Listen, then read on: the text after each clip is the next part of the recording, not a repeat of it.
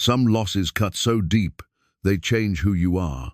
For Daniel Merrick, that loss came the night fire took everything he'd spent 5 years building. The 61-year-old widower had poured his savings and soul into restoring his family's old estate. Now, it was ash. When his 24-year-old daughter Claire came home for the first time in 3 years, they stood together in the ruins. While searching through what remained, they found a fireproof box hidden behind a burned wall. Inside were old sketches, letters, and records showing the house once sheltered families during the Great Depression. Daniel's great-grandfather had run it in secret. What else had been hidden all these years? Before we continue, tell us where you're tuning in from. And if this story touches you, make sure you're subscribed, because tomorrow I've saved something extra special for you. The Merrick estate had stood on 40 acres of rolling Pennsylvania countryside for nearly a century before Daniel inherited it. When he'd first seen the place after his great-uncle's death, the house had been a skeleton of its former self, windows broken, roof sagging, walls stained with decades of neglect. Most people would have sold it for the land value alone. Daniel had seen something else entirely. That was 5 years ago, back when grief was still fresh and suffocating. His wife Catherine had been gone only 8 months when the estate became his. Their daughter Fiona had just turned 19, angry and adrift, blaming him for things he couldn't name and didn't understand. The house became his refuge, his project, his reason to wake up each morning. He'd spent the first 6 months just making it weatherproof, patching the roof, replacing rotted boards, sealing windows against the November wind. He worked alone mostly, learning as he went, watching YouTube videos on his phone while perched on ladders or kneeling on subflooring. The physical labor helped. When his hands were busy, his mind couldn't circle back to the hospital room, to Catherine's final breath, to the hollow space she'd left behind.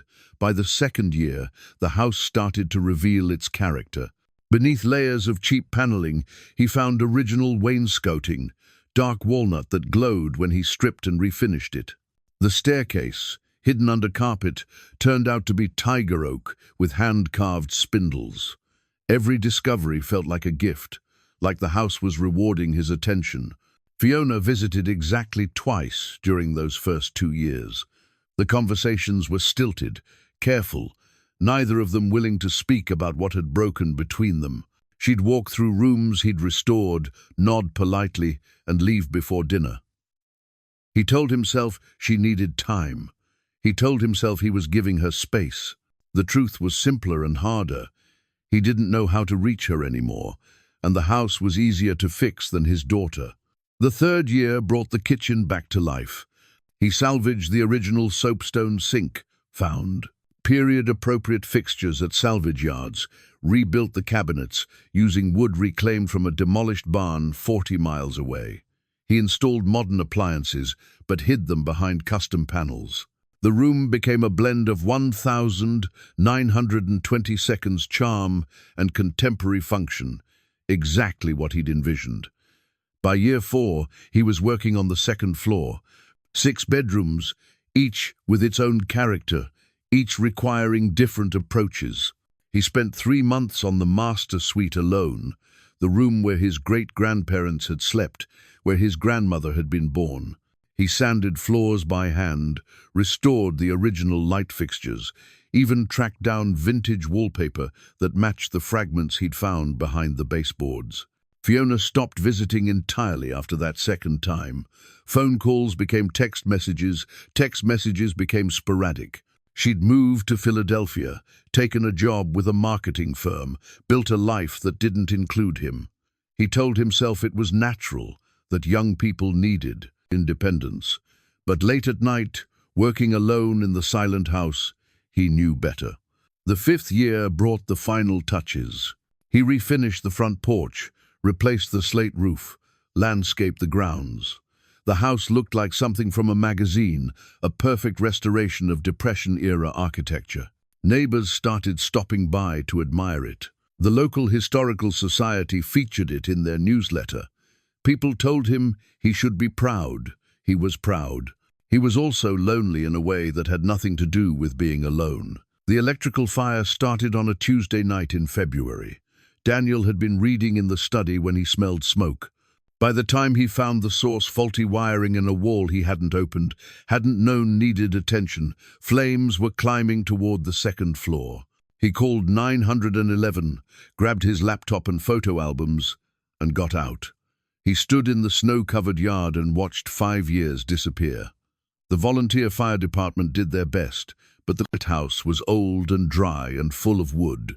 By dawn, only the stone foundation and a few charred beams remained standing. The rest was ash and memory. The fire inspector came the next day, picked through the ruins, and delivered his verdict. Electrical fire, origin in the south wall of the dining room, no signs of foul play. The insurance adjuster came 2 days later, walked the perimeter, took photographs, and promised nothing. Daniel knew what that meant. Months of delays, disputes over coverage, settlements that wouldn't come close to what he'd invested. He rented a room in town, above a hardware store on Main Street. One room, a hot plate, a bathroom, down the hall. He'd spent nearly every penny on the restoration. His savings were gone. His retirement account depleted. The insurance payout, whenever it came, would barely cover the land value. He spent 3 days sitting in that room, staring at the wall, unable to summon the energy to do anything else. The house had been his purpose, his distraction, his way of not dealing with Catherine's death or Fiona's absence. Now it was gone, and he was 61 years old with nothing to show for 5 years of work except calloused hands and an aching back. On the 4th day, Fiona called. Not a text message, an actual phone call. Her voice sounded strange, careful, like she was testing ice before stepping onto it. "Dad, I heard about the fire. Mrs. Patterson from church told me. Why didn't you call?" He didn't have a good answer. The truth was, he hadn't thought she'd care. "I'm coming home," she said before he could respond. "I'm leaving in an hour. I'll be there by dinner." He wanted to tell her not to come, that there was nothing she could do, that he was fine. Instead, he said, "Okay." She arrived just after 6, driving a compact car he didn't recognize, wearing city clothes that looked wrong in their small town. She was thinner than he remembered, her dark hair longer, pulled back in a way that made her look older than 24. She hugged him in the parking lot, and for a moment she was 8 years old again, small enough to lift, simple enough to comfort. "Show me," she said. They drove to the estate in her car. The late February sun was setting, casting long shadows across the ruins. Yellow caution tape surrounded the property. The stone chimney stood like a monument among the wreckage. Everything else was destruction. Fiona walked slowly through what had been the front yard, her boots crunching on frozen ground. She didn't say anything for a long time. When she finally spoke, her voice was thick. "I'm sorry, Dad. I know how much this place meant to you." "It was just a house," he said, not believing it. "No, it wasn't." She turned to look at him. "It was your life. I know that. I'm sorry I wasn't here for it." They stood in the cold, the sky darkening above them, and something shifted. Not fixed. It would take more than one conversation to fix 3 years of silence. Shifted. An opening where there'd been a wall. "Can we look?" Fiona asked. "Is it safe enough to walk through?" The inspector said to stay out until they finish their investigation, but I don't think they're coming back. Daniel ducked under the caution tape. "Watch your step. The floors are gone in most places." They walked carefully, staying close to what remained of the walls. Daniel pointed out where rooms had been, what he'd accomplished in each space. Fiona listened, asked questions, seemed genuinely interested in a way she never had when the house was standing. In what had been the dining room, Fiona stopped. "Dad, look at this." Part of the south wall had collapsed, revealing the interior structure. Behind the charred exterior boards, there was a gap, a hollow space that shouldn't have been there, and in that space, barely visible in the fading light, was a metal box. Daniel's heart rate picked up. He pulled out his phone, turned on the flashlight, and aimed it at the wall.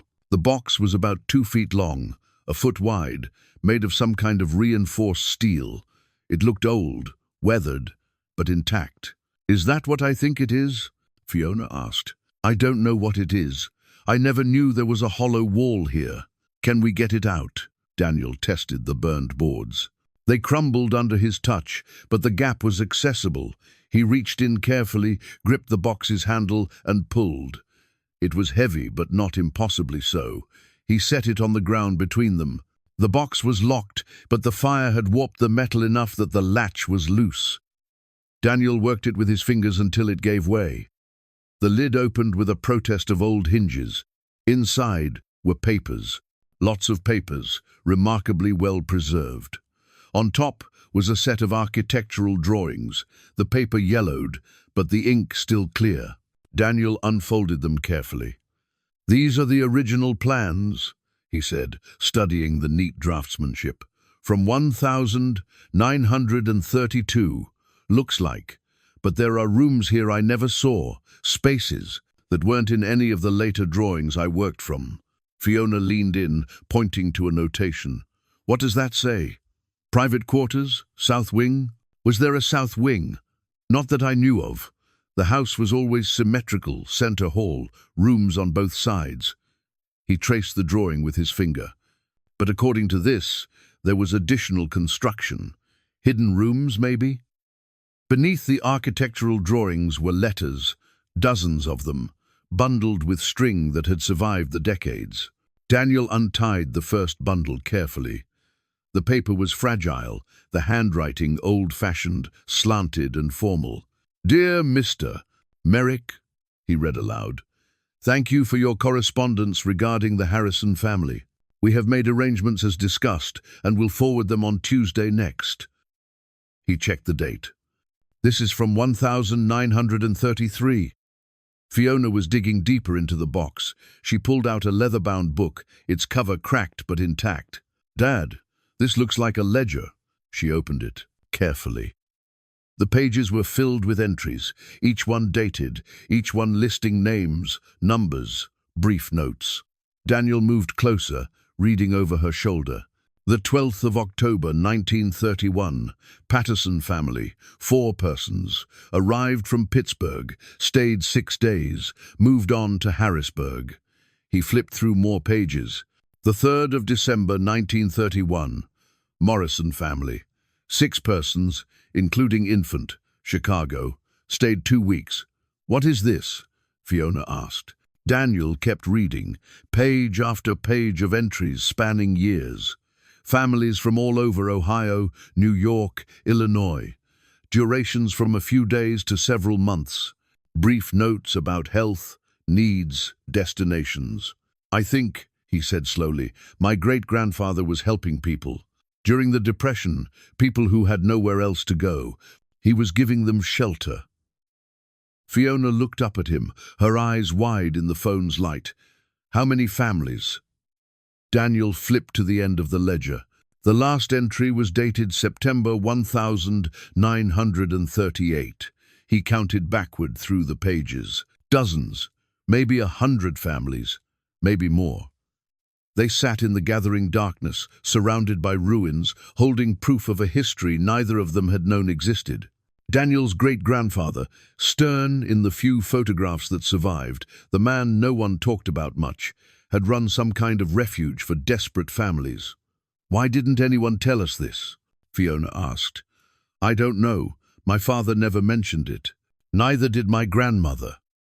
Maybe they didn't know either." Daniel looked at the ledger in his hands, at the careful notations, the preserved records. Someone wanted this remembered. That's why it was hidden but protected. This box was meant to survive. Fiona stood up, her expression determined in a way that reminded him painfully of Catherine. "Then we need to figure out why.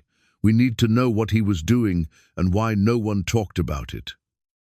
"Fiona, I don't even have a house. I'm living in a room above the hardware store. I don't have the resources to—" "I do," she interrupted. "I have time off saved. I have research skills. And Dad," she paused, her voice softening, "I need this.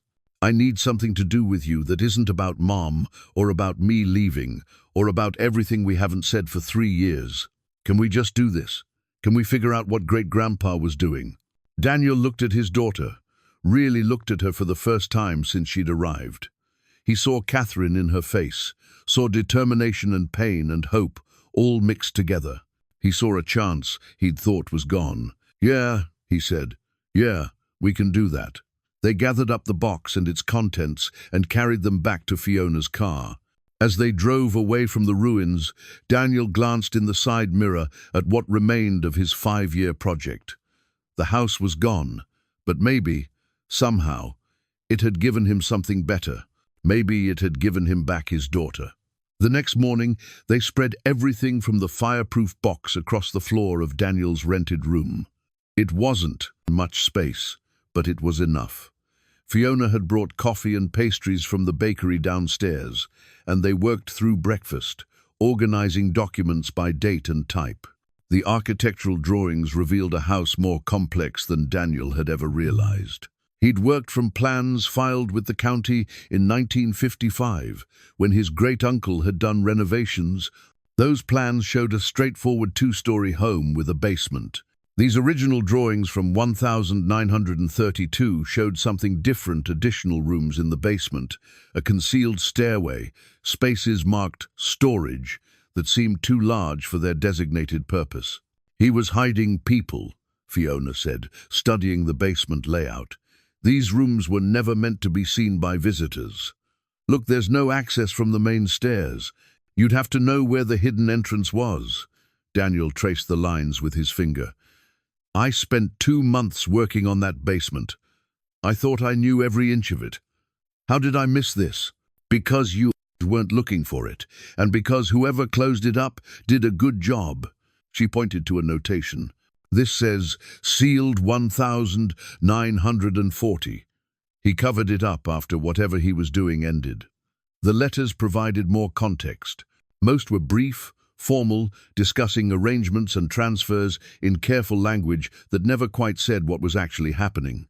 But patterns emerged. Organizations in other states, Chicago, Detroit, New York, sending word that families needed relocation assistance. Benedict responding with capacity updates, timing coordination, assurances of discretion. "It was organized," Daniel said, reading through a letter from a Pittsburgh pastor. This wasn't just him helping people he met. He was part of a network. Fiona had opened her laptop and was taking notes. What year did the Depression start? Stock market crashed in 29. Things got bad fast after that. And these entries start in 1931.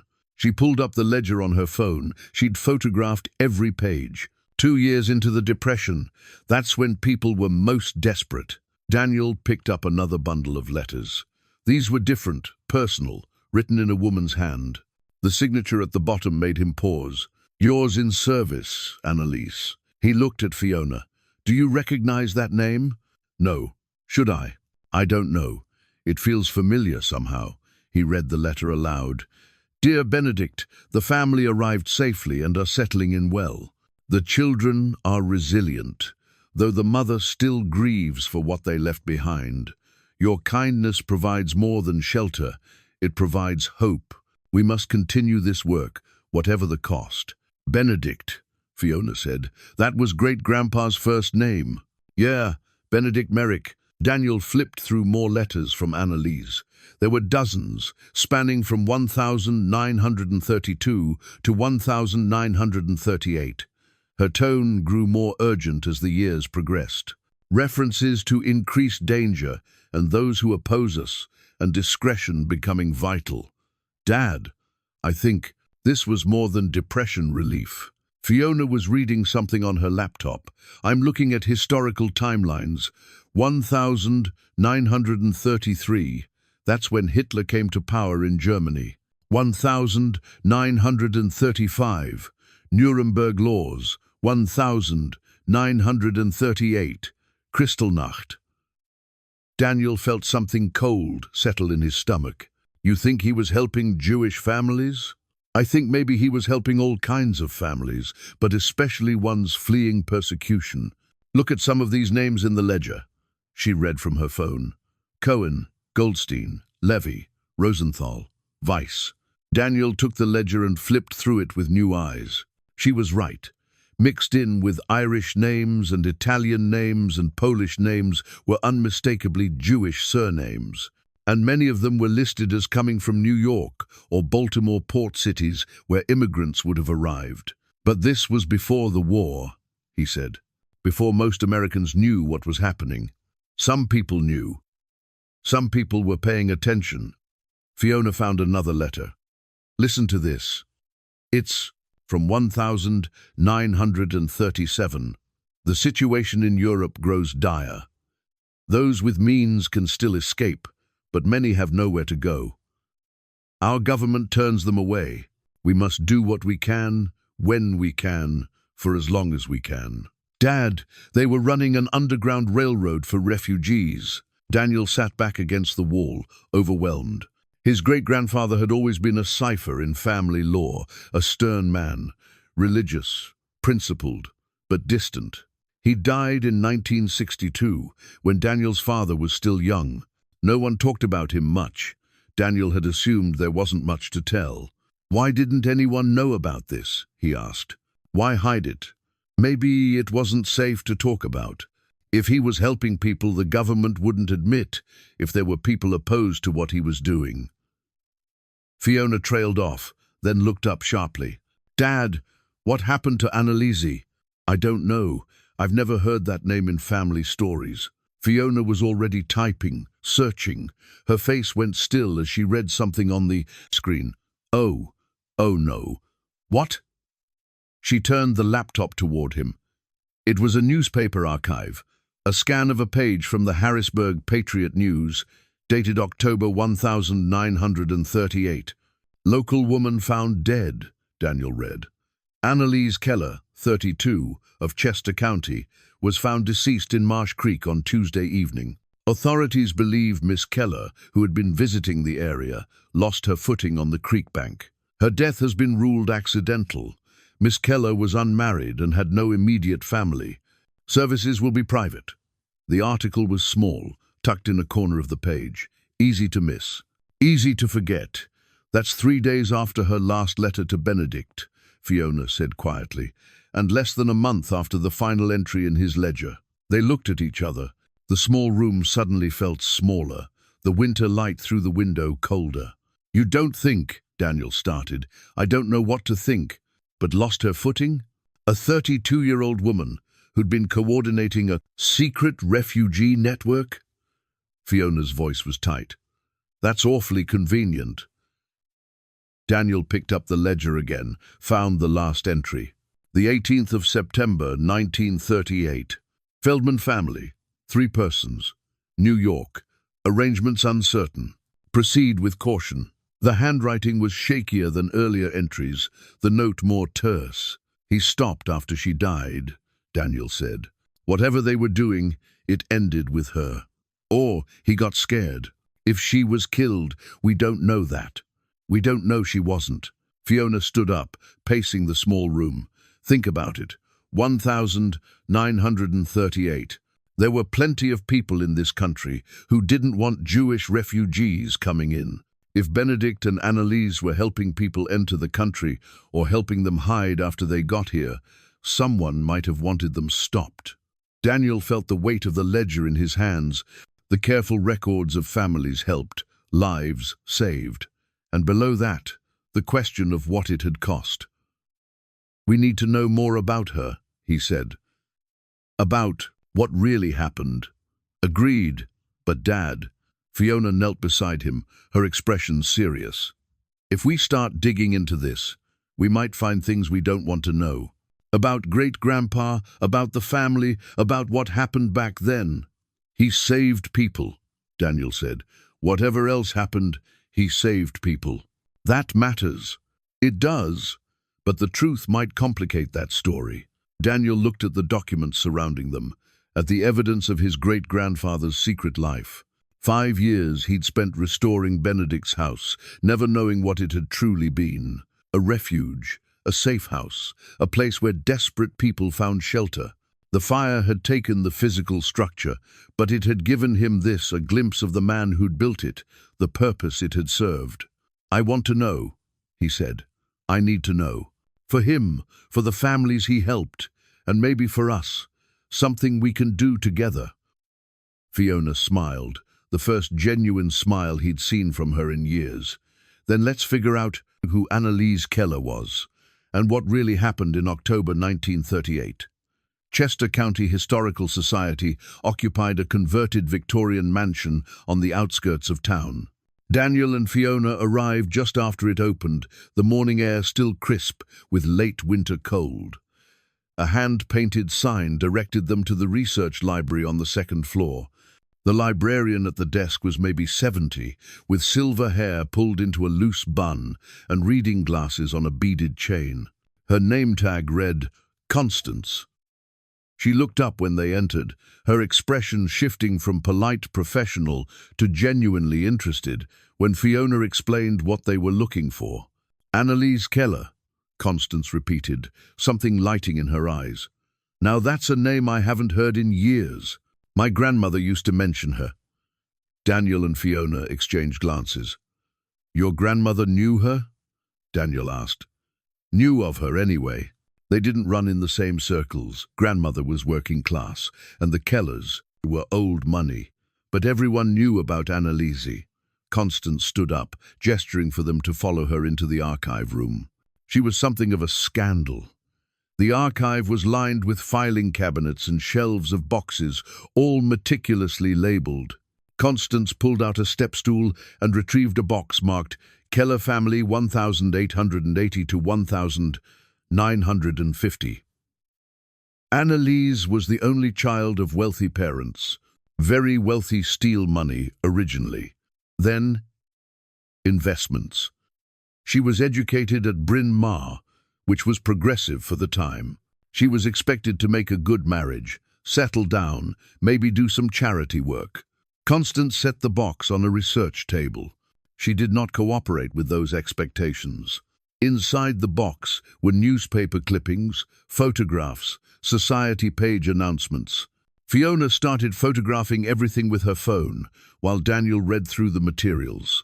A photograph from 1930 showed Annalise at 19, posed in a formal portrait.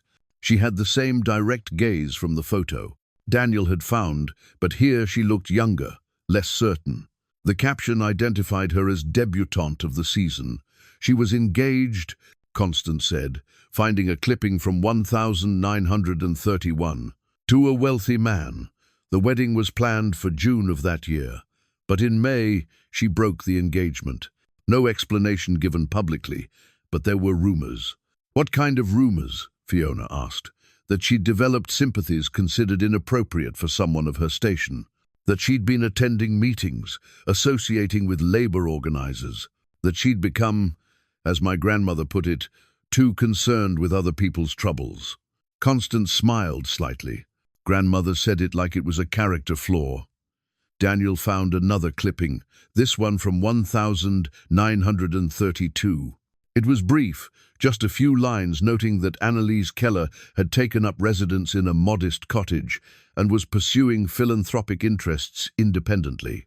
She was cut off, he said, understanding. Or cut herself off. Bit of both, probably. Her parents died in 1934 influenza, and she inherited everything.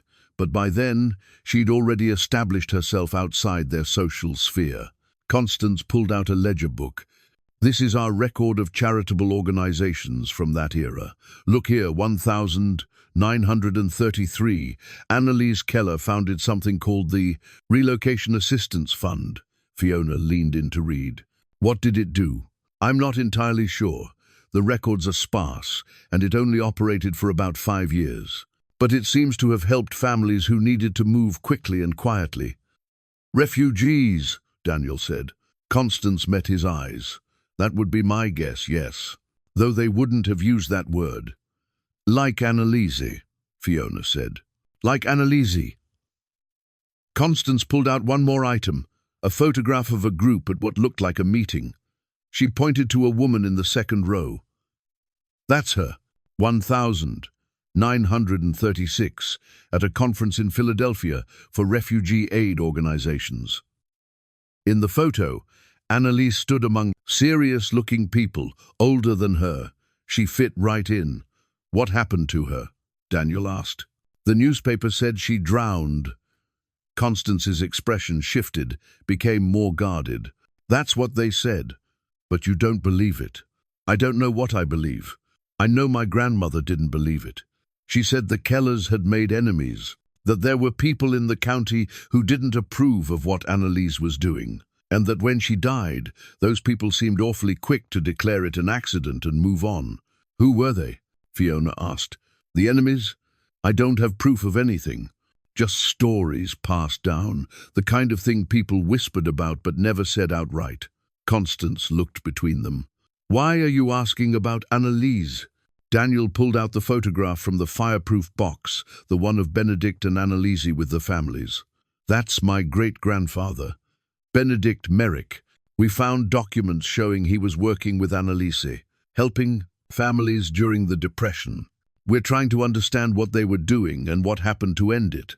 Constance studied the photograph for a long moment. When she looked up, her eyes were bright. Then you need to be careful. Careful of what?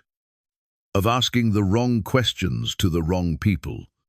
Chester County is a small place with long memories. Some families still have influence, still have reasons to prefer certain stories stay buried. She handed the photograph back. But if you're determined to dig, I can point you in a direction. She went to another filing cabinet and pulled out a folder. These are records from the coroner's inquest into Annalise's death. Brief, perfunctory, no real investigation. But there's a witness statement here from someone who saw her the day she died. A groundskeeper at the Keller estate. His name was Perry Sutherland. Is he still alive? Daniel asked. No, he died in the 70s. But his son still lives in the area. Runs a landscaping business. If his father told him anything about that day, he might be willing to share it. Fiona was already typing the name into her phone. I found him. Sutherland Landscaping. That's about 20 minutes from here, Constance said. She wrote down the address on a slip of paper. Tell him I sent you. They thanked her and gathered their materials. As they were leaving, Constance called after them. One more thing. Annalise's former fiancé, his family is still prominent here. His grandson sits on several boards, including the historical societies. If your research touches on anything that might reflect poorly on that family. She didn't finish the sentence. We'll be careful, Daniel promised. They found Sutherland Landscaping in an industrial park. The office was a small building attached to a warehouse. A man in his 60s stood in the parking lot, talking to a crew. When Daniel and Fiona approached, he excused himself and came to meet them. Mr. Sutherland, my name is Daniel Merrick, and this is my daughter Fiona. Constance from the Historical Society suggested we talk to you about your father, and about something that happened in 1938. His expression became curious. About what? About Annalise Keller. Sutherland studied them for a moment, then nodded toward the office. Come inside. The office was functional desk, filing cabinets, a coffee maker. Sutherland poured 3 cups and sat down behind the desk. My father didn't talk much about his time working for the Kellers, he said. But when he did, there was always this weight to it, like he was carrying something heavy. What did he tell you? Daniel asked. That he liked Miss Annalise. That she was kind to the staff, treated them like people, that she was doing important work. Sutherland sipped his coffee, and that her death wasn't what they said it was. What did he think happened? Fiona asked, leaning forward. He never said directly. But he told me once, when I was grown, that Miss Annalise had been threatened, that there were men who came to the estate, men who didn't like what she was doing, and that the day she died, she'd told him she was meeting someone she didn't trust but had to see. Did he say who? No. But he said she was nervous, more nervous than he'd ever seen her. She gave him something that day, an envelope, and told him if anything happened to her, he should hold on to it. Keep it safe. Daniel's pulse quickened. Did he keep it safe? He did, and before he died, he gave it to me, made me promise to keep it, said maybe someday someone would come asking the right questions. Sutherland stood up and went to a filing cabinet. From the bottom drawer, he pulled out an old manila envelope, yellowed with age. I think maybe you're those someones. He handed the envelope to Daniel. It was sealed, the glue dried and cracked, written on the front in faded ink, for the truth, when it can be told. Daniel looked at Fiona. She nodded. He opened the envelope carefully. Inside was a single letter, written in Annalise's handwriting. The date was October 1938, the week she died. Daniel read it aloud, his voice steady despite the tremor in his hands. To whoever finds this, if you're reading it, then I am likely dead, and the truth has been kept hidden too long. For 6 years, I have worked with Benedict Merrick and others to help families escape persecution. We have sheltered them, fed them, helped them find safety when their government would not. This work has made enemies. Chief among them is a man named Jacob Brenner, who owns mills throughout the county and whose sympathies lie with those who believe America should close its doors to the desperate. Brenner has threatened me repeatedly. He has told me that if I do not cease my activities, there will be consequences. I have refused. Tomorrow, I meet with him one final time. I do not trust him. I do not believe I will change his mind. But I must try. If I do not return from this meeting, know that whatever they say about my death, it was not an accident. Jacob Brenner cannot abide resistance, and I will not stop resisting. Annalise Keller. The office was silent. Outside, the landscaping crew laughed about something, their voices distant and ordinary. Inside, 3 people sat with evidence of murder that had been called an accident for 87 years. Jacob Brenner, Fiona said finally. Do you know that name? Sutherland's face was grim. Everyone in Chester County knows that name. The Brenners are one of the founding families. Jacob's great-grandson runs the family foundation now. They're still here, Daniel said. Still prominent. Very prominent. The Brenner name is on buildings, scholarships, hospital wings. Sutherland looked at the letter in Daniel's hands. That letter is the first hard evidence I've ever seen that Jacob Brenner was anything other than the philanthropist history remembers. Fiona was already researching on her phone. Jacob Brenner died in 1952, owned multiple manufacturing businesses, major donor to the America First Committee. That was the isolationist group before World War II. The one with Nazi sympathizers. So he had ideological reasons to oppose refugee aid, Daniel said. And economic ones, Sutherland added. If you were helping people relocate, find better opportunities, you were threatening his business model. Daniel looked at the letter again, at Annalise's determined handwriting. She'd known the risks. She'd gone anyway. And she'd died for it. We need to tell this story, he said. People should know what she did, what my great-grandfather did, and what Jacob Brenner did, Fiona added. Sutherland's expression was troubled. You understand what you're taking on? The Brenner family won't want this coming out. They've built their reputation on Jacob's supposed generosity. Evidence that he was a murderer. We have the truth, Daniel said. Sometimes that's not enough. But Daniel was thinking about the fireproof box, about his great-grandfather carefully preserving records, hiding them where they might survive. Benedict had wanted the story told. He'd just been too afraid to tell it himself. Daniel wasn't afraid, not anymore. We'll be careful, he said. But we're doing this, Sutherland nodded slowly. Then you should keep that letter, and you should know my father said there were others involved, other families, other people who helped. If you're going to tell the story, tell all of it. They left with the letter and a sense of purpose. In the car, Fiona turned to her father. This is going to get complicated. I know. The Brenners will try to stop us. Probably. We might not win. Daniel looked at his daughter and saw. a determination that reminded him of Catherine. Then we'd better be smart about it. They drove back, planning their approach. Fiona suggested documenting everything before going public, building an archive that couldn't be suppressed. Daniel wanted to find more witnesses, more families who'd been helped. Together, they outlined a strategy. For the first time in years, Daniel felt like they were truly partners. Not father and child, but allies in something that mattered. Back in Daniel's room, they laid out everything they'd gathered. Fiona created a digital archive, photographing each document from multiple angles, uploading them to secure cloud storage. If anyone tries to take the originals, she explained, we'll still have copies. Daniel watched her work with pride and sadness. She'd learned to be this careful after Catherine died. When grief had made him withdraw into the house restoration, Fiona had withdrawn into control.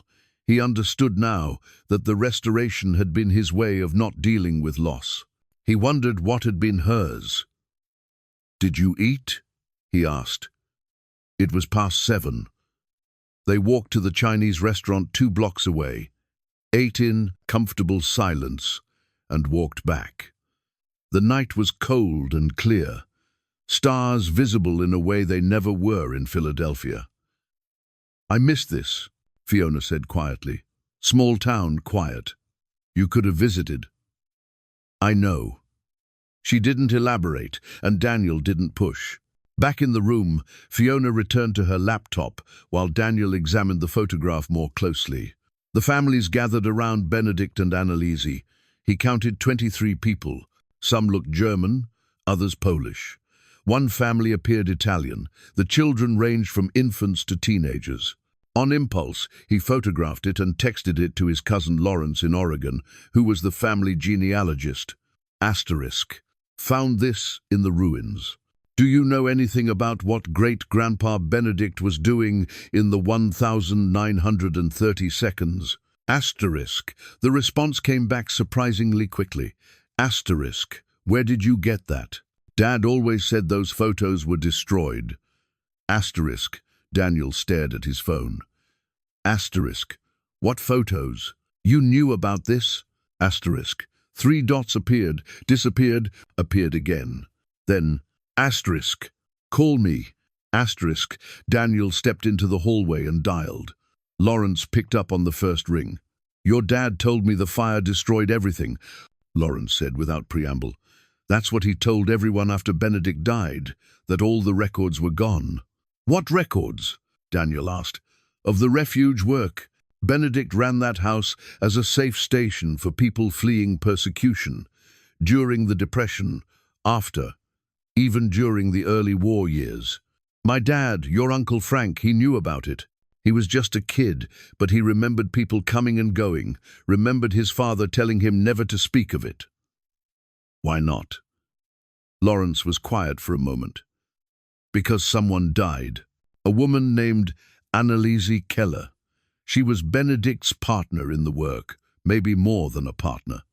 But after she died, Benedict shut the whole operation down, sealed up the rooms, burned a lot of records, told everyone in the family to forget it had ever happened. He didn't burn everything, Daniel said.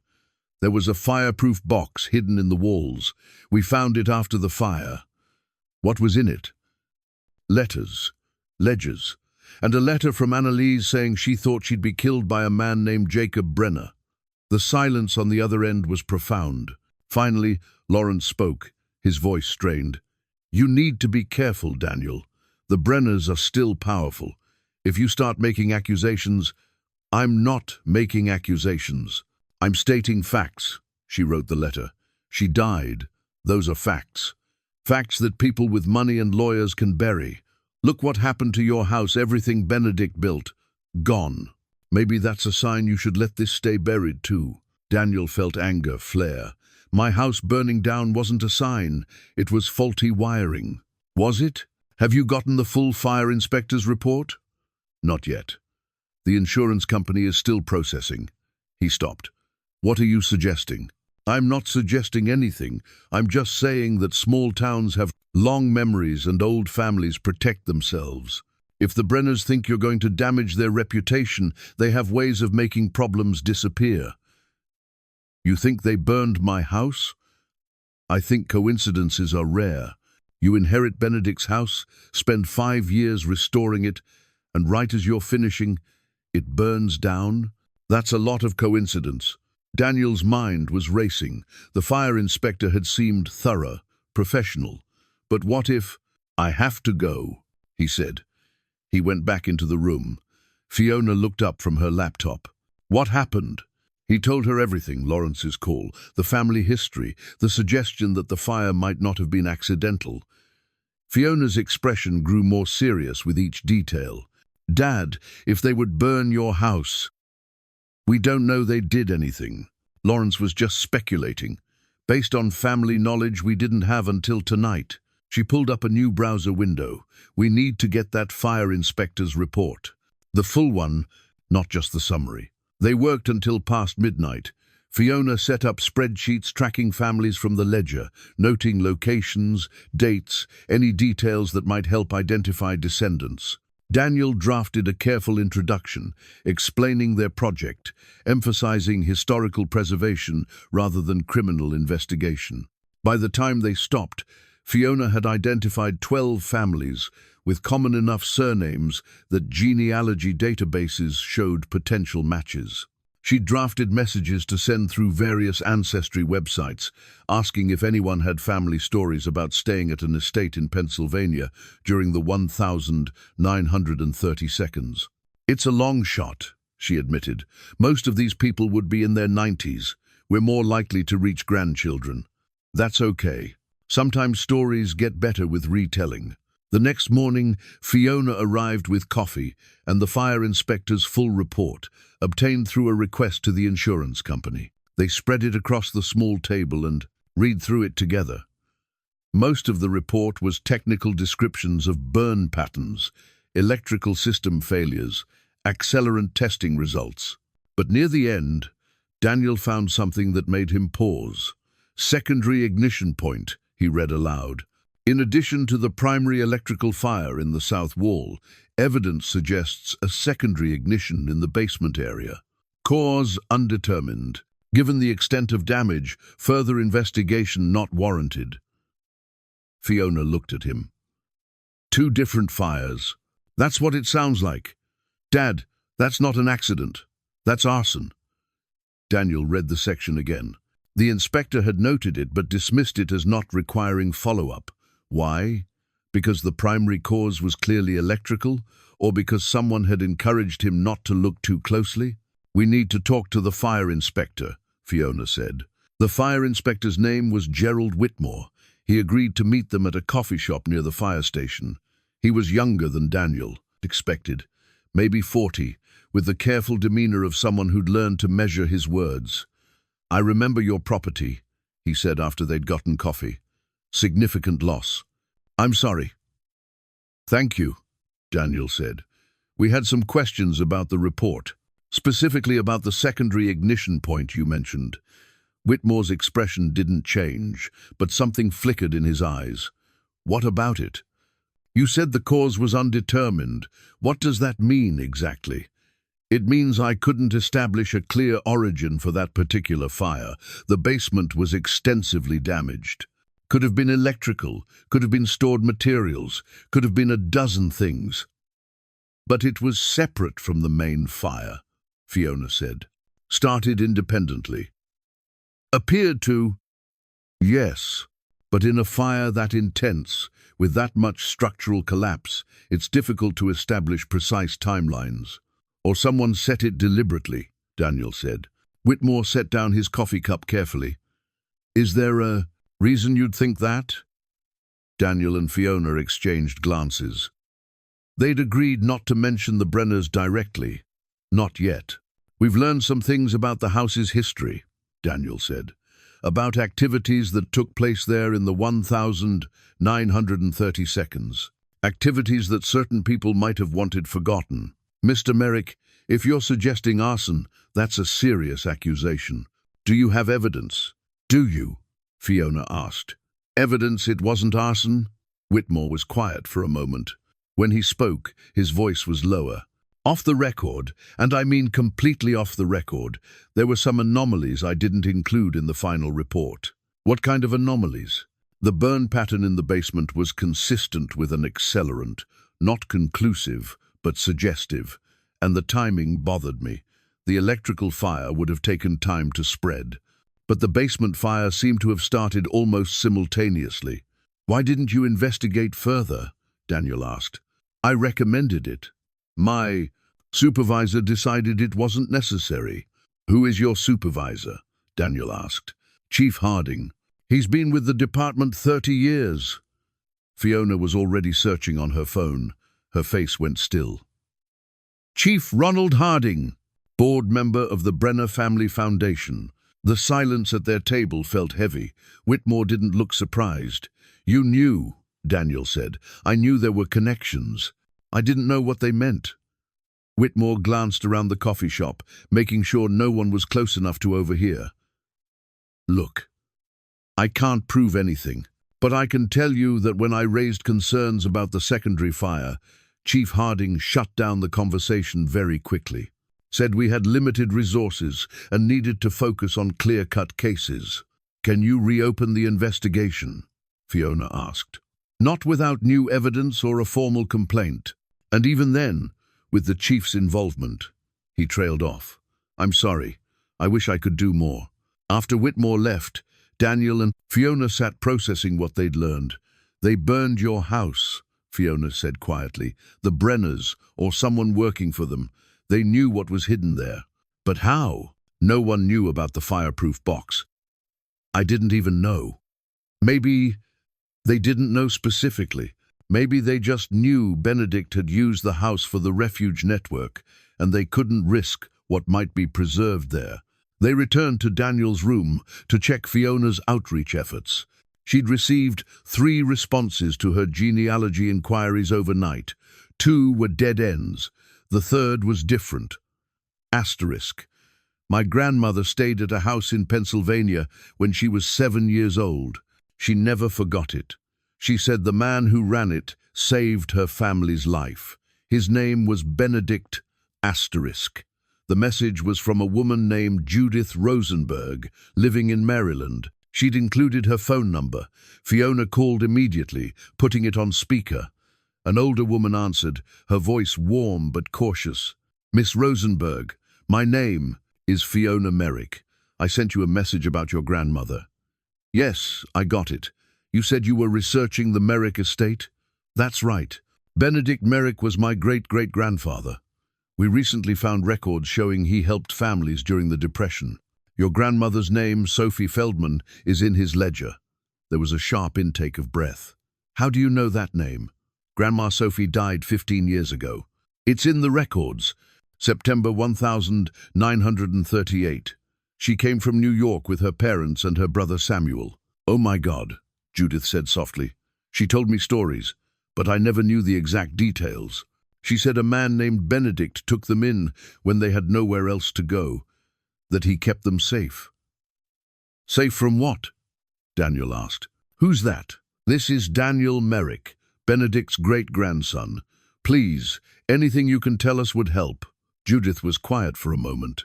Grandma Sophie came from Berlin originally. Her family got out in 1937, but barely.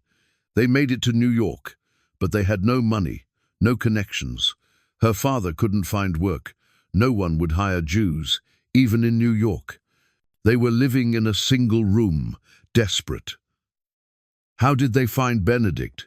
Fiona asked. Through a network. Grandma said there were people helping families like theirs, moving them to safer places. Someone in New York contacted someone in Pennsylvania, and they ended up at Mr. Merrick's house. How long did they stay? 3 months, long enough for her father to find work in Harrisburg. Grandma said Mr. Merrick taught her English, that there was a woman there who helped her mother learn to cook. She said they were the kindest people she'd ever met. Daniel's throat was tight. The woman, do you remember her name? Grandma called her Miss Annalise. She said Miss Annalise had beautiful dark hair and sad eyes, that she sang songs in different languages to comfort the children. Fiona and Daniel looked at each other. "Miss Rosenberg," Fiona said carefully, "would you be willing to talk about this publicly? To help us document what Benedict and Annalise did?" "Why? What's this really about?" Daniel decided on honesty. "We think Annalise Keller was murdered because of the refuge work. We think powerful people covered it up. We want to tell the real story, what they accomplished, why it mattered, what it cost." Judith was quiet for so long that Fiona thought she'd hung up. Finally, Grandma Sophie used to say she owed her life to those people, that if it weren't for them, she would have died, if not from hunger, then from the camps. She got out just in time. Most of her cousins who stayed in Germany didn't survive. "Then help us honor them," Daniel said. "Help us make sure people remember." "Yes," Judith said. "Yes, I'll help. What do you need?" They spent an hour on the phone with her, recording the conversation with her permission, getting details about Sophie's stay, about Benedict's kindness, about the other families who were there at the same time. Judith promised to send photographs. Sophie had kept a few from that period, including one of her standing in front of the house. When they hung up, Fiona was smiling. "That's one. We need more."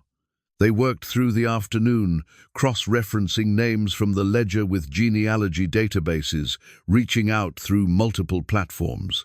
By evening, they had 3 more responses, all promising. Each contact led to more information, more connections.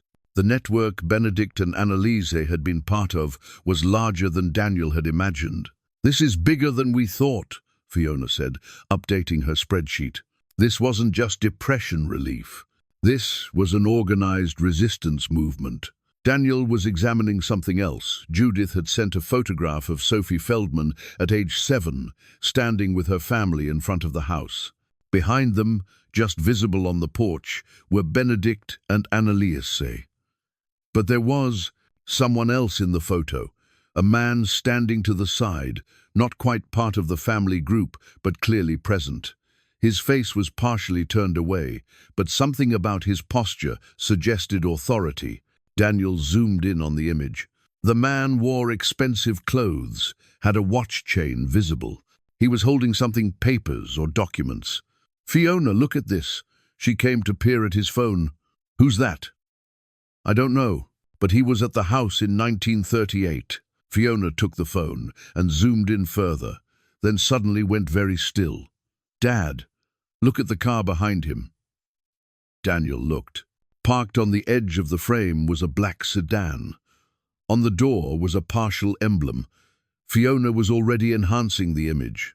The emblem became clearer, a stylized bee surrounded by flourishes. "Brenner Mills," she said. "That's the Brenner Mills Company logo." They stared at the photograph. Jacob Brenner had been at Benedict's house. He'd been present while refugees were being sheltered there.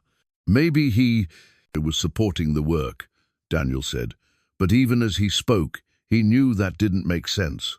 "Or he was documenting it," Fiona said. "Gathering evidence, building a case to shut them down." Daniel thought about Annalise's letter. She hadn't written about a supporter. She'd written about an enemy. "We need to know more about him," Daniel said. "About what he believed, what he was doing in the late 30s. Fiona pulled up her research files. Jacob Brenner was a founding member of the America First Committee in this region. He gave speeches, wrote editorials, argued that America should close its borders. She pulled up a scanned newspaper article from 1938. Listen to this. Mr. Brenner stated that certain racial groups were unsuited to American values and that admitting them would dilute the national character. Daniel felt sick. Benedict and Annalise had been sheltering the very people Brenner wanted to keep out. "Do we know when this photo was taken?" Fiona asked. Daniel checked the metadata Judith had sent. August 1938, 2 months before Annalise died. They looked at each other. Brenner had been documenting the refuge work, and then, 2 months later, Annalise was dead. "We need to find out if there are other photos," Daniel said. "If Brenner was watching them, there might be more documentation." "Those would be private family papers," Fiona said. Not something they'd share voluntarily. No, but maybe there are other ways. Fiona's phone buzzed. She glanced at it, then her expression changed. "Dad, we got another response. This one's different." She showed him the message. It was from someone named Alan Keller, responding to a query about Annalise. Asterisk. My great-aunt was Annalise Keller. My family doesn't talk about her, but my grandmother left me some of her things before she died. Letters, a diary. I think you should see them. Can we meet? Asterisk. Daniel's hands were shaking as he typed a response. This was it, direct access to Annalise's own words, her own story. They arranged to meet Alan Keller the next day, at his home 3 hours away. It would mean another long drive, but neither of them hesitated. Alan Keller lived in a restored farmhouse outside of Lancaster, surrounded by fields. He met them at the door, a man in his late 50s, with wire-rimmed glasses and the cautious manner of someone who'd learned to be careful with family secrets. "Come in," he said, leading them through a house that smelled of old wood and coffee. "I wasn't sure I should respond to your message. My family has always been very private about Annalise." "Why?" Fiona asked as they settled into his living room. "Because her death was a scandal. At least, that's what my grandmother said. The official story was that she'd become involved with inappropriate people, that she'd strayed from her social obligations. When she died, the family wanted to move past it quickly." "But your grandmother knew," Daniel said. "She was Annalise's younger sister. She was only 16 when Annalise died, but she remembered everything. And she never believed the accidental drowning story." Alan went to a bookshelf and pulled down a wooden box, worn smooth with age. "Before grandmother died, she gave me this. Said someone should know the truth about Annalise." He opened the box carefully. Inside were letters, photographs, and a small leather-bound journal. "This is Annalise's diary," Alan said, handling it with reverence. "She kept it from 1937 until just before she died. Grandmother found it hidden in Annalise's room after the funeral. She kept it secret for 60 years.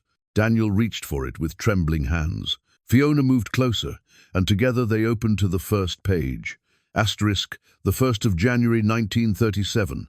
"I begin this year knowing I will likely not finish it as the person I am now. The work Benedict and I have undertaken will change us both, or it will destroy us. Either way, there is no turning back." Asterisk, they read in silence, Alan watching them. The diary entries were detailed, passionate, sometimes frightened. Annalise wrote about families arriving in the night, about children who'd seen things no child should see. Asterisk, the 15th of March, 1937. A family from Munich tonight. The father was a lawyer, respected, successful, now worth nothing. Jews are no longer allowed to practice law, to teach, to own businesses. His wife was beaten in the street. Their daughter is 8 years old and has stopped speaking. Benedict finds them a room, gives them warmth and food. The daughter sleeps for 14 hours straight. When she wakes, she asks her mother if this is heaven. Asterisk, Fiona's hand found Daniel's. They kept reading. The entries showed the network's operations contacts in New York and Chicago, safe houses in other states, families being moved from danger to safety. Annalise wrote about the constant fear of discovery. Asterisk, the 3rd of June 1937. My former fiancé came to the house today. He demanded I stop this nonsense, said I. Was embarrassing his family. That my work was unpatriotic and dangerous. I told him, some things are more important than patriotism. He left angry. Asterisk. The diary continued through 1937 and into 1938. The entries became more anxious. Annalise wrote about feeling watched, about strangers asking questions in town. Asterisk, the 10th of February 1938. Jacob Brenner visited Benedict at the mill today, offered to buy his business for twice its value. Benedict refused. I know what this means. Brenner is trying to remove Benedict's financial independence. to force him to stop the refuge work. Asterisk, asterisk, the 22nd of May, 1938. Brenner came to the house today. He walked through, looking at everything, asked pointed questions about the guests Benedict entertains. I told him we help families in need, that Christian charity demands no less. He laughed, said charity was admirable, but harboring illegal immigrants was criminal. Asterisk, Daniel looked up at Alan. Did she know he was documenting everything? Keep reading. Asterisk, August 30, 1938. I saw him today, taking photographs. Brenner stood across the road with a camera, making no attempt to hide. He wants us to know we're being watched. He wants us to be afraid. Benedict says we should stop for a while. But there are 3 families here now, and 2 more arriving next week. Where would they go if we closed our doors? Asterisk. The handwriting grew shakier in the September entries. Annalise wrote about nightmares, about feeling trapped. Asterisk. The 24th of September 1938. Benedict begs me to leave, to go somewhere safe. He says Brenner's threats are no longer veiled. But I cannot leave these families, and I cannot let Brenner win. If we stop now, he'll know that threats work. Asterisk. The 2nd of October 1938. Brenner sent me a letter, direct, unmistakable. He writes that my activities are damaging to the community, that I am aiding people who threaten American values. He says if I do not cease immediately, he will take matters into his own hands. Asterisk. The final entries were dated October 1938. The last one was October 14, 3 days before Annalise died. Asterisk. The 14th of October 1938. Brenner demands a meeting. Says he has evidence that could see Benedict arrested. Says if I meet with him privately, he might be persuaded to overlook certain indiscretions. I do not believe him, but I must try. If there is any chance to protect Benedict and the families, I have to take it. We meet tomorrow at Marsh Creek. I have told Perry, the groundskeeper. If something happens, he knows where to look. Asterisk. The diary ended there. The next day, Annalise Keller had drowned in Marsh Creek. The silence in Alan's living room was absolute. Finally, Fiona spoke. She knew. She knew it was a trap and she went anyway. To protect Benedict and the families, Daniel said. His great-grandfather's grief suddenly made sense. He'd let her go to that meeting, knowing the danger. Alan reached into the box again. There's more. Letters between Annalise and Benedict from that last year. The letters were intimate, revealing a relationship that went beyond partnership. Benedict and Annalise had loved each other. They wrote about dreams for after the refuge work ended, about a future together. Asterisk. My dearest Benedict. Asterisk. One letter read, asterisk. When this is over, I want only simple things. A garden, Sunday dinners, the sound of your voice reading evening prayers. We have given so much to this work. Perhaps when it's done, we might give something to ourselves. Asterisk. Daniel's eyes burned.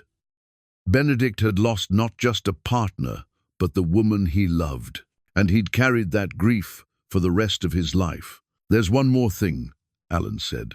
He pulled out a small cloth bundle. Grandmother found this with Annalise's things. He unwrapped it carefully. Inside was a child's doll, handmade from scraps of fabric with button eyes and yarn hair. Stitched into the hem of its dress were the words asterisk for Sophie with love, A. K asterisk. Fiona gasped. Sophie Feldman, the girl from Judith Rosenberg's family, Annalise maid. This, Daniel said, holding the doll gently. She gave it to one of the children she was protecting. Mr. Keller, Daniel said, would you allow us to share these? The diary, the letters, this doll. Would you help us tell Annalise's story? Alan was quiet for a long time. My family won't like it.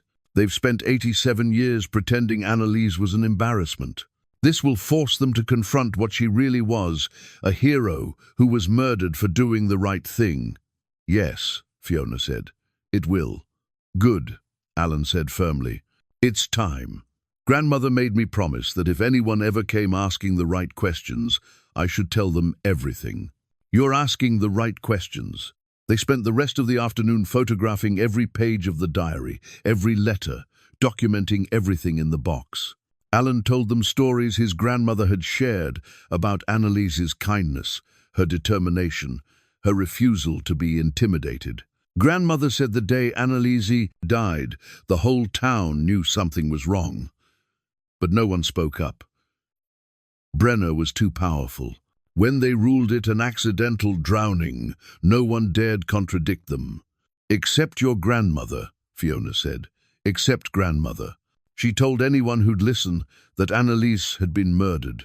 They called her hysterical, grief-stricken.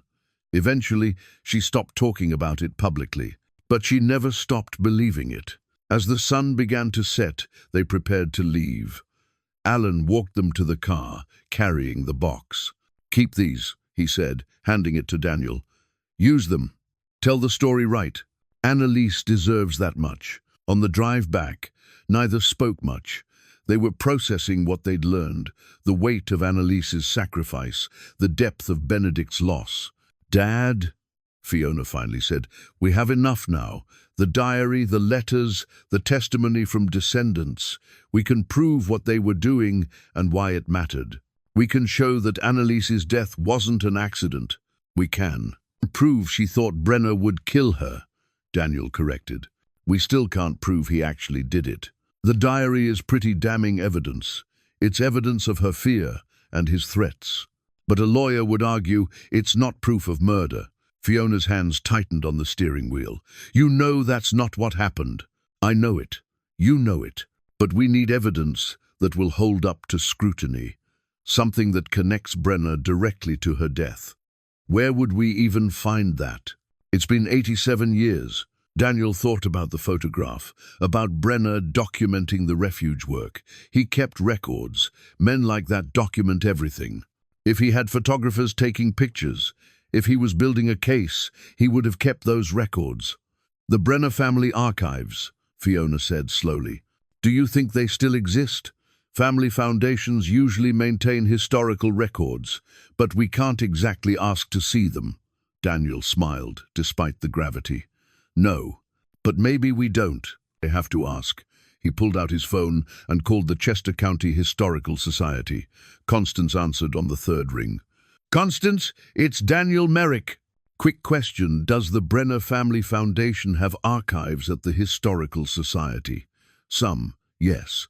When they renovated their offices 10 years ago, they donated several boxes. Why? Would those records be accessible to researchers?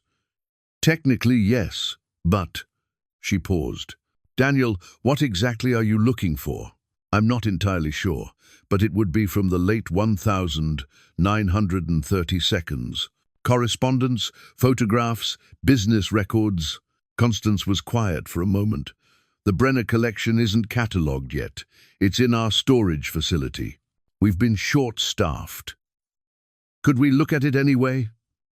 Not officially, but if someone were to volunteer to help with cataloguing, they'd have legitimate access, and what they happened to notice while cataloguing would be their own business. Daniel understood. When could we start? Come by. Tomorrow morning. I'll set you up as volunteer archivists. After he hung up, Fiona was grinning. She knows what we're doing. She knows. And she's helping. Why would she risk it? Because some people care more about truth than comfort. They drove the rest of the way in excited silence. Somewhere in the Brenner family papers there might be proof. A letter, a photograph, a record of payment. Back in Daniel's room, they laid out the doll next to the other artifacts. The fireproof box, the ledger, the photographs, Annalise's diary, Benedict's letters. Piece by piece, they were assembling not just a story, but a memorial. Mom would have loved this, Fiona said suddenly. Daniel looked at his daughter, surprised. She always said you had a good heart, that you cared about people even when you didn't show it. She'd be proud of what you're doing. What we're doing. She'd be proud of you, Daniel said. The way you've thrown yourself into this. Your mother always believed in standing up for what's right. They looked at each other across the scattered artifacts of courage and loss. 3 years of silence, bridged by the story of people who'd been brave when being brave was dangerous. "I'm glad I came home," Fiona said. "So am I." That night, Daniel dreamed of the house as it had been, not during his restoration, but during Benedict's time. He walked through rooms full of families, heard children laughing, smelled bread baking. He saw Annalise sitting with a little girl, teaching her to sew. He saw Benedict at the door, welcoming strangers with quiet dignity, and he understood what the house had really been. Not just shelter from the weather, but shelter from a world that had turned cruel. Not just walls and rooms, but hope made tangible. The fire had taken the structure, but the purpose remained. The next morning at the Historical Society's storage facility, Constance met them with keys and a knowing look. "The Brenner collection is in the back corner. 12 boxes. No one's looked at them thoroughly since they were donated." She handed Daniel a clipboard. "Just sign each box out as you go through it. Take all the time you need." The boxes were arranged on metal shelving, labeled with dates. Daniel and Fiona started with the ones marked 1935 to 1940 and carried them to a work table. The first box was mostly business correspondence orders, contracts, payroll records. The second box was more interesting. It contained personal correspondence, including letters with the America First Committee. "Listen to this," Daniel said, reading aloud.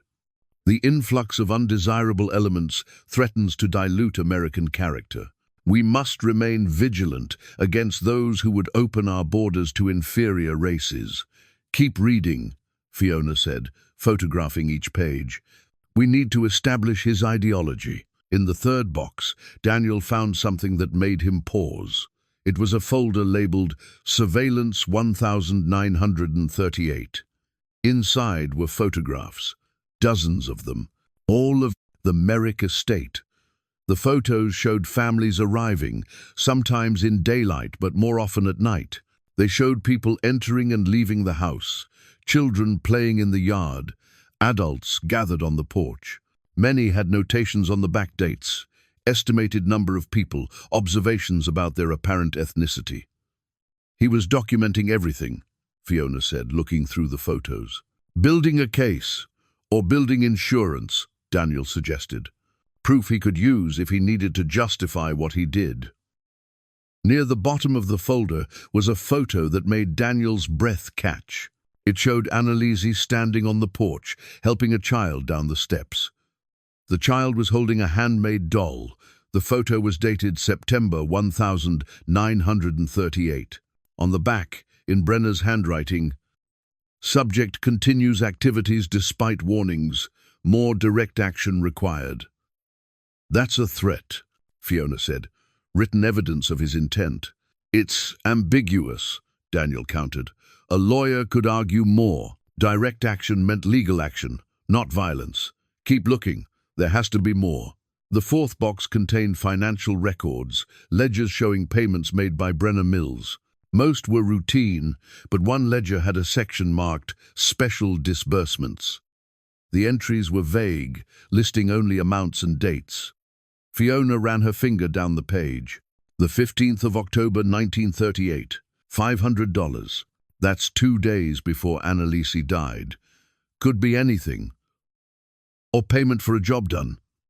Fiona was already photographing the page. $500 was a lot of money in 1938. They continued through the box, finding 2 more unexplained payments in the following weeks, another $500 on October 20, and $1,000 on November 3. "Hush money," Fiona said. "He paid someone to kill her, then paid them to disappear." The fifth box yielded something even more significant. It was a folder labeled Legal Matters Confidential. Inside were documents related to the coroner's inquest, copies of the death certificate, witness statements, the official ruling. But there were also other papers, drafts of the witness statements, crossed out and rewritten, with margin notes in Brenner's handwriting. "Look at this," Daniel said. "This is Perry Sutherland's statement, the groundskeeper, but this is a draft, not the final version." The draft statement was more detailed. It described Annalise leaving the estate around 2 in the afternoon, mentioning that she'd seemed anxious. It noted that she'd told Perry she was meeting someone at Marsh Creek, that she'd been threatened. In the margin, Brenner had written, "Too specific, revised to remove references to meeting or threats." The final version was much shorter. It simply said Perry had seen Annalise walking toward the creek, that she'd seemed in good spirits, that he'd had no concerns.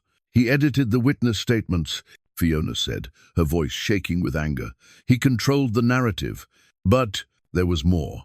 At the bottom of the folder was a letter, yellowed with age, written in a shaky hand on cheap paper. Asterisk, "Mr. Brenner, I done what you asked and it's finished. But my conscience troubles me. That woman never hurt nobody. She was just helping people. This ain't right. I'm leaving Chester County. Don't try to find me. And don't never contact me again. What happened at the creek stays between you, me, and God. He'll judge us both." Asterisk. The letter wasn't signed, but it was dated the 19th of October 1938, 2 days after Annalise died. Daniel felt cold all over. This was it, not quite a confession, but close enough. Someone admitting they'd killed Annalise on Brenner's orders, expressing guilt, fleeing. "This is murder," Fiona said. "This is actual provable murder. Why would he keep this?" "Insurance," Daniel said.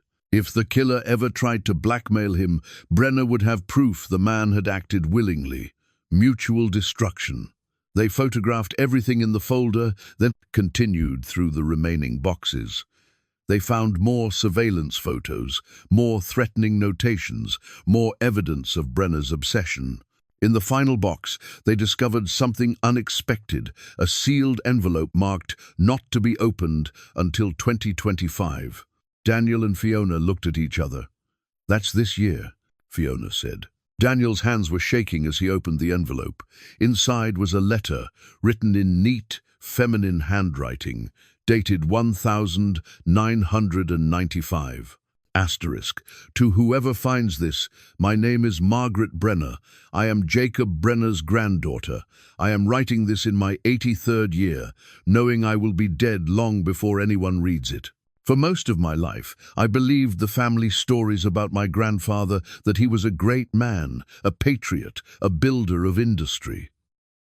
It wasn't until I was in my 50s that I found evidence to the contrary. In 1968, while cleaning out his effects after his death, I discovered a private journal. In it, he wrote about his activities in the 1,930 seconds, his surveillance of those helping immigrants, and his decision to eliminate a problem at Marsh Creek in October 1938. He wrote about it matter-of-factly, the way one might describe fixing a business problem. He called Annalise Keller an obstacle and said removing her was necessary to preserve American values. He showed no remorse. I was horrified. I confronted my father with what I'd found. He told me the past was dead and buried, that exposing it would only hurt the family. When I threatened to go public, he bought my silence. I am ashamed to say I accepted his terms, a trust fund for my children, security for my old age, in exchange for destroying the journal and never speaking of it. I burned the journal as promised, but I could not burn my conscience. I am leaving this letter with instructions that it be sealed until 2025, 30 years after my death. By then, everyone directly involved will be gone. Jacob Brenner ordered the murder of Annalise Keller. He paid someone to kill her and make it look like an accident. He corrupted witnesses and officials to ensure the crime stayed hidden. I cannot undo his crimes, but I can ensure that someday someone knows the truth. If you are reading this, please make sure her story is told. Margaret Brenner Halstead, the 15th of July, 1995. Asterisk. Daniel and Fiona sat in stunned silence. The confession they'd needed from a family member who'd lived with the truth. She knew, Fiona whispered. She knew for decades and kept quiet, until she couldn't anymore. Daniel said. Guilt is a heavy burden. They photographed the letter carefully, then replaced everything in the boxes. When they returned them to Constance, she took one look at their faces and knew they'd found something significant. Whatever you discovered, she said quietly, be careful how you use it. Not for much longer, Fiona said. Back in the car, they sat without starting the engine, processing what they'd learned. The surveillance photos, the edited witness statements, the confession from the hired killer, Margaret's letter together. They formed an unassailable narrative. Jacob Brenner had murdered Annalise Keller, not directly, but through an agent, which under the law made him just as guilty. And he'd used his power to cover it up, to corrupt the investigation, to ensure no one was ever held accountable. What do we do now? Fiona asked.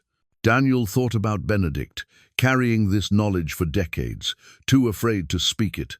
He thought about Annalise, walking to her death, knowing the danger but going anyway. He thought about the families they'd saved. We tell the story, he said, all of it. The refuge work, the courage, the murder, the cover-up. We make sure everyone knows. The Brenners will fight us. Let them. We have evidence they can't refute. We have descendants ready to testify. We have Margaret's confession implicating her own grandfather. Fiona smiled, fierce and determined. When do we go public? Soon. But first, we organize everything, create a comprehensive presentation. We make it airtight. They spent the evening organizing. Fiona created a detailed timeline, cross-referencing dates from the ledger with Brenner's surveillance photos and payments. Daniel drafted a narrative that told the complete story from Benedict and Annalise's first efforts in 1931 through her murder in 1938. Around midnight, Fiona looked up from her laptop. Dad, I've been thinking. We should release this as a series, not all at once. Build public interest. Let each revelation land. What do you mean? First, we release the story of the refuge network, what they did, how many families they helped. Make people care about Benedict and Annalise as heroes. Then, once that's established, we release evidence of Annalise's murder. By then, people will be invested. They'll demand justice. Daniel considered it. That's smart. Frame the narrative before introducing the crime. It's what I do. Manage stories, control messaging. She smiled slightly. I just usually do it for software companies, not historical justice. They worked until 3 in the morning, refining their approach, identifying the descendants they'd contact first, planning how to present evidence compellingly. They started with Judith Rosenberg. Within a week, Fiona had connected with 17 families whose ancestors had been sheltered at the Merrick estate. Each had stories, photographs, artifacts. Daniel drafted a comprehensive document titled The Merrick House, A History of Courage and Compassion, 1931 to 1938. 40 pages long, meticulously sourced, telling the complete story. Fiona designed it beautifully, incorporating photographs and first-person accounts. They decided to present it first to the State Historical Society. The meeting was scheduled for a Tuesday. The executive director, Patricia Langford, had reviewed their preliminary materials and expressed cautious interest. But she'd also warned that accusations against prominent families required extraordinary evidence. We'll need to be prepared for pushback, Daniel told Fiona the night before. That afternoon, he'd received a phone call from a lawyer representing the Brenner Family Foundation.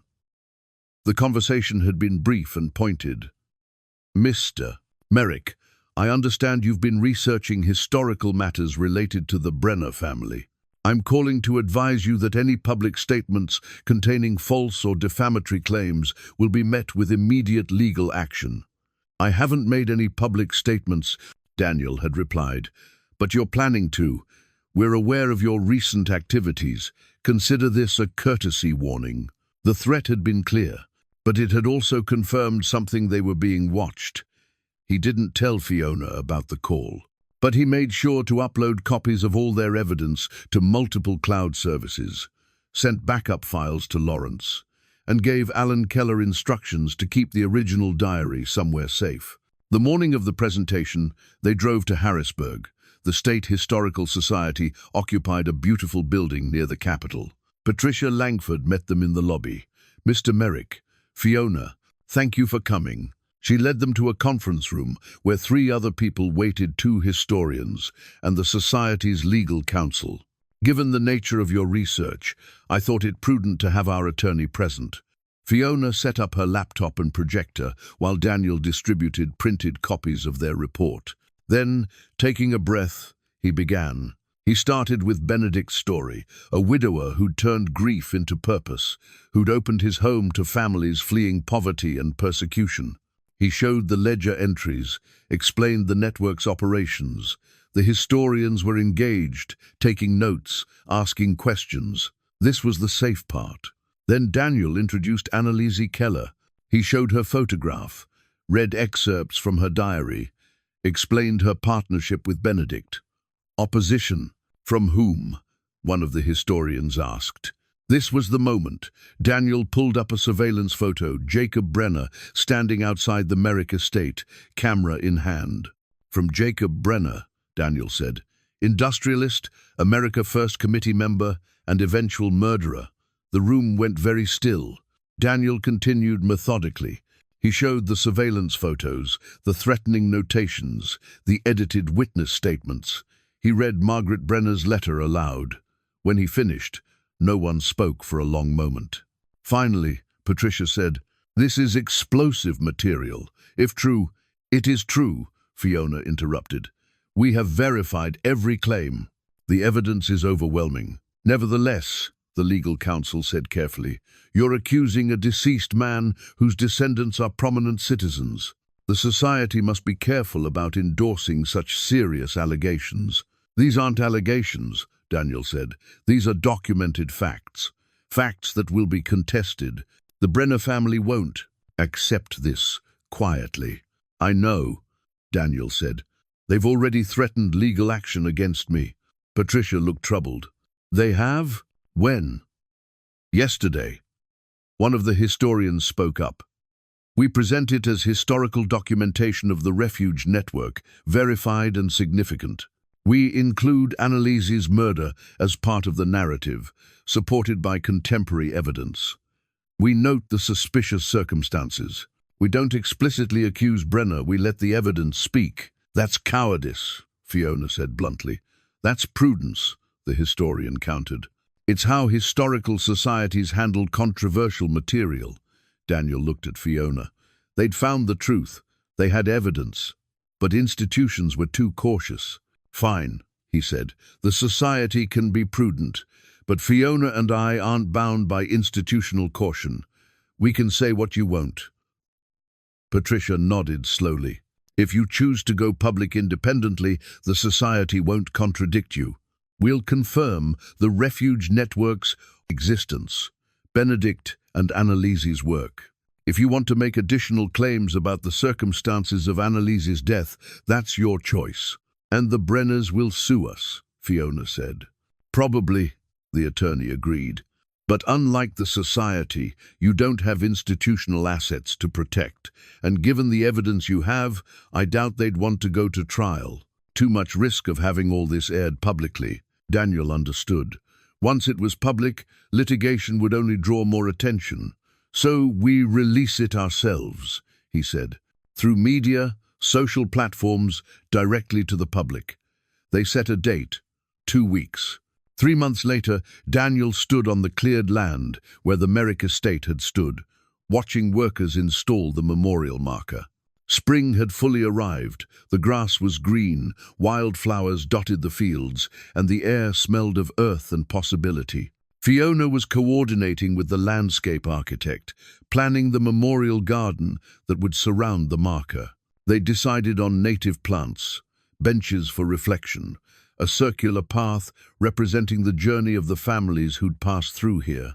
The insurance settlement had finally come through, along with contributions from the Brenner Foundation and donations from descendants. There was enough money not just for the memorial, but for a small education center, a restored barn that would house exhibits about the refuge network. Daniel had committed fully to the memorial project. Fiona had given notice at her marketing firm and moved back permanently. They were partners now, working together to create something that honored the past while speaking to the present. The story had taken on a life beyond their control. Historians were researching other refuge networks. Descendants were connecting with each other. Educational institutions were developing curricula around the Merrick House story. The Brenner family had changed too. After the story broke, Harrison Brenner had resigned from the foundation board. His sister Carolyn had taken over as president. Under her leadership, the foundation had become genuinely committed to social justice work, funding organizations that helped refugees. She'd told Daniel she saw it as generational repair, trying to balance her grandfather's evil with sustained good. Today was special. The memorial marker was being installed, and descendants were coming to see it. Daniel and Fiona had arranged a small ceremony, just a gathering of people connected by history. Judith Rosenberg arrived first, bringing her adult children and grandchildren. She carried the cloth doll in a protective case. "I want the children to see where their great-great-grandmother found safety," she explained. Other families arrived throughout the morning. Each person carried stories, photographs, artifacts connecting them to this place. Alan Keller came, bringing more of Annalise's letters. Perry Sutherland's grandson attended, representing the groundskeeper who'd preserved Annalise's final letter. At noon, with everyone gathered around the newly installed marker, Daniel spoke briefly. "We're standing on land that witnessed extraordinary courage. For 7 years, this was more than a house, it was hope made tangible. Benedict Merrick and Annalise Keller risked everything to help strangers. That choice cost Annalise her life and broke Benedict's heart. But the lives they saved, those ripple forward through time." He gestured to the descendants. "These people exist because of decisions made 87 years ago by 2 individuals who chose compassion over safety. That's not ancient history, that's a living legacy." Fiona stepped forward, holding the photograph of Benedict and Annalise with the families. "My dad spent 5 years restoring the physical house, but the real restoration happened when we discovered what it represented. A house can burn, but a legacy of courage that's fireproof." They unveiled the marker together. The granite was elegant, the text clear and honest. Several people wiped tears as they read it. Judith approached with her granddaughter, a girl of about 8. She opened the protective case and showed her the doll. "This was made by the woman this memorial honors. She died trying to help people. She was brave and kind, and we remember her." The girl touched the doll gently. "Was she scared?" "Probably," Judith said, "but she helped anyway. That's what makes someone brave. Not that they're never afraid, but that they do the right thing even when they are." The gathering lasted through the afternoon. People shared stories, connected with each other, walked the land. Carolyn Brenner arrived late, having tried to respect the gathering by staying away. But Fiona had invited her. "I don't want to intrude," she said to Daniel. "You're not intruding. This story includes your family too, not just what they did wrong, but what you're choosing to do right." As the sun began to set, people gathered for photographs. Multi-generational families posed by the memorial. The light was golden, making everything look both historical and immediate. Daniel stood with Fiona, watching the scene. His daughter had her camera out, documenting everything. She'd been posting updates throughout the project, building an online community. Thousands were following the memorial's progress. "Mom would have loved this," Fiona said. "She would have," Daniel agreed. "She always believed in standing up for what's right. This would have resonated with her. I miss her. So do I. Every day." They stood in comfortable silence, the first time they'd spoken directly about Catherine's death without pain overwhelming the conversation. The grief was still there, but it had softened. "You know what's strange?" Fiona said. If the house hadn't burned, we never would have found the fireproof box. We never would have known about Benedict and Annalise. We never would have found our way back to each other. Not strange, purposeful maybe, or just the way life unfolds, loss leading to discovery, endings, creating new beginnings. As darkness fell, people began to leave. They hugged Daniel and Fiona, thanked them, promised to return for the dedication ceremony in the fall.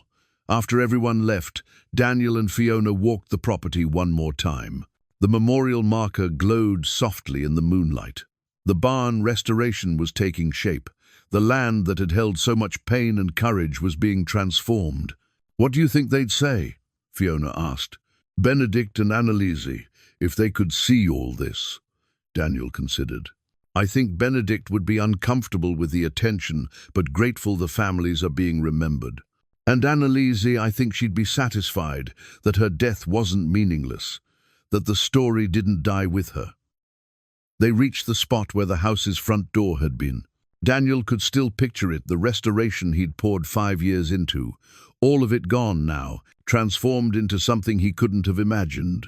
I thought restoring that house would fix me, he admitted, that if I could rebuild something broken, I'd somehow rebuild myself. It didn't work that way.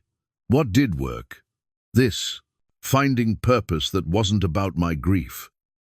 Connecting with you again, honoring people who'd been forgotten, building something that looks forward. Fiona slipped her arm through his. We have so much work to do. Good. I like having work that matters.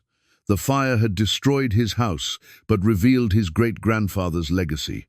In losing everything, he'd found what truly mattered. Some losses were doorways to better things. The house was gone. But the home built from connection and shared mission was stronger than ever. And that was the real legacy worth preserving.